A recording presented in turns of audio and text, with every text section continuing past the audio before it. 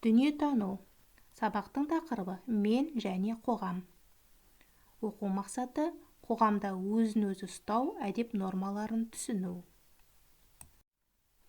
Қоғам бұл мүддесі мен мақсаты бір адамдардың бірлестігі. Қоғамдық орындарда өзіңді ұстай білу өте маңызды болып саналады.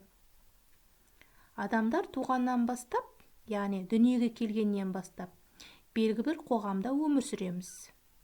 Біз қоғамсыз өмір сүре алмаймыз. Біздің өміріміздің барлық барысы қоғамға байланысты. Қоғам мәдени орын және қоғамдық орын. Бұл екіге бөлінеді екен. Мәдени орындарға не жатады екен? Оған театр және кинотеатрлар, кітапханалар, мұражай, яғни музейлер, саябақтар жатады. Мұндай орындарға адамдар демалу үшін, кітап оқу үшін, кино көру үшін, қойылымдарды тамашалау үшін, немесе өз елдің тарихымен танысу үшін, немесе жай ғана спортпен айналысып, я болмаса демалып таза ауада серуендеу үшін баратын орындар екен.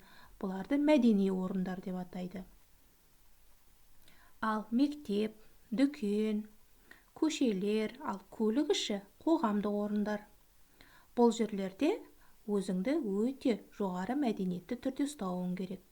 Қоғамдық орындарда өзіңді дұрыс ұстай білу үлкен әдептіліктің белгісі саналады.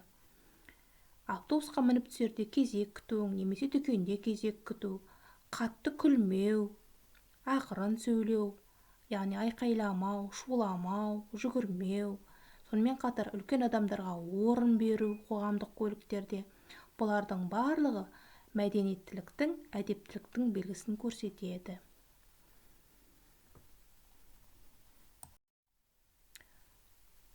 Біздер үшін ереже. Қоғамдық орындарда әдепті сөйлеу керек. Яғни мектепте, көшеде, дүкендерде, мәдени орындарға барғанда да өзіңді әдепті ұстауың қажет. Әрдайым үлкендерге орын беру керек. Қыз балаларды сыйлап жүру керек. Ал мәдени орындарға барған өзің үшін үлкен пайдалы болады. Яғни адам баласы мәдени орындарға барып, өзінің рухани жан дүниесін жаңғыртады екен. Бұл адам баласының өзінің өміріне деген қажеттілігінен туындайды.